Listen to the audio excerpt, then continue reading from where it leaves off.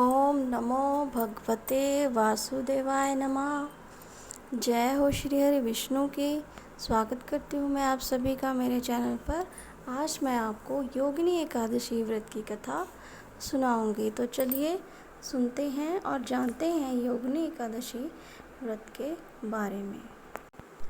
आषाढ़ मास के कृष्ण पक्ष की एकादशी तिथि को योगिनी एकादशी कहते हैं और यह व्रत रखने से जातक को सभी पापों से मुक्ति मिलती है।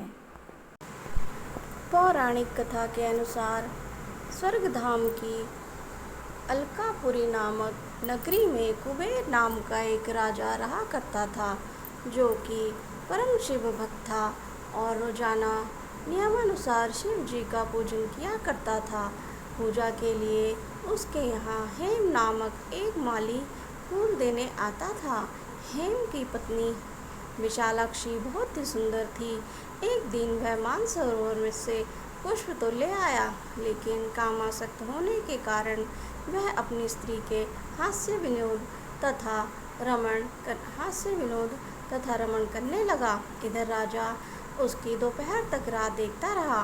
अंत में राजा कुबेर ने सेवकों को आज्ञा दी कि तुम लोग जाकर माली के न आने का कारण पता करो, क्योंकि वह अभी तक पुष्प लेकर नहीं आया। सेवकों ने कहा कि महाराज, वह पापी अति कामी है, अपनी स्त्री के साथ हास्य विनोद और रमण कर रहा होगा।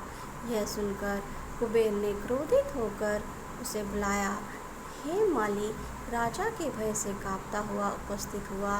राजा कुबेर ने क्रोध में आकर कहा, अरे पापी, नीच, कामी, तूने मेरे परम पूजनीय ईश्वरों के ईश्वर श्री शिव जी महाराज का अनादर किया है, इसलिए मैं तुझे श्राप देता हूँ कि तू स्त्री का वियोग सहेगा और मृत्यु लोक में जाकर कोढ़ी होगा। कुबेर ने श्राप से हे माली का स्वर्ग से पतन हो गया और वह उसी क्षण पृथ्वी पर गिर गया। भूतल पर आते ही उसके शरीर में श्वेत कोढ़ हो गया और उसकी स्त्री भी उसी समय अंतर ध्यान हो गई। मृत्यु लोक में आकर माली ने महान दुख भोगे। भयानक जंगल में आकर बिना अन्न और जल के भटकता रहा।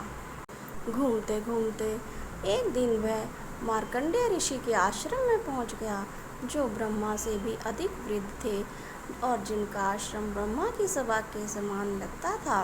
हे माली वहां आकर उनके पैरों में पड़ गया। उसे देखकर मार्कंडेय ऋषि बोले, तुमने ऐसा कौन सा पाप किया है जिसके प्रभाव से यह हालत हो गई। हे माली ने सारा वृतांत कह सुनाया।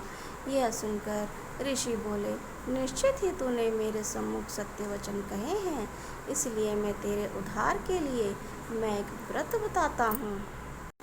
यदि तू आषाढ़ मास के कृष्ण पक्ष की योगिनी नामक एकादशी का विधि पूर्वक व्रत करेगा तो तेरे सब पाप नष्ट हो जाएंगे।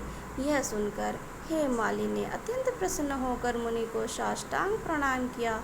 मुनि ने उसे स्नेह से साथ उठाया। हे माली ने मुनि के कथानुसार विधि पूर्वक योगिनी एकादशी का व्रत किया।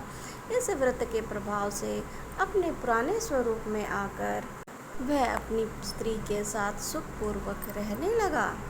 इस प्रकार योगिनी एकादशी के व्रत के प्रभाव से राजा कुबेर के श्राप से उसे मुक्ति मिली।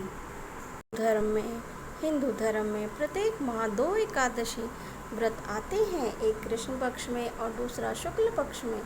इस तरह साल में कुल 24 एकादशी व्रत पड़ते हैं और सभी का अपना एक खास महत्व होता है। अभी आषाढ़ का महीना चल रहा है और 2 जुलाई 2024 को योगिनी एकादशी का व्रत रखा जाएगा। इस व्रत को रखने वाले जातकों के जीवन के सभी कष्ट मिट जाते हैं और भगवान विष्णु का आशीर्वाद मिलता है। तो ये थी आज की एकादशी योगिनी एकादशी व्रत की कथा। व्रत रखने के पश्चात हमें कथा ज़रूर पढ़नी चाहिए।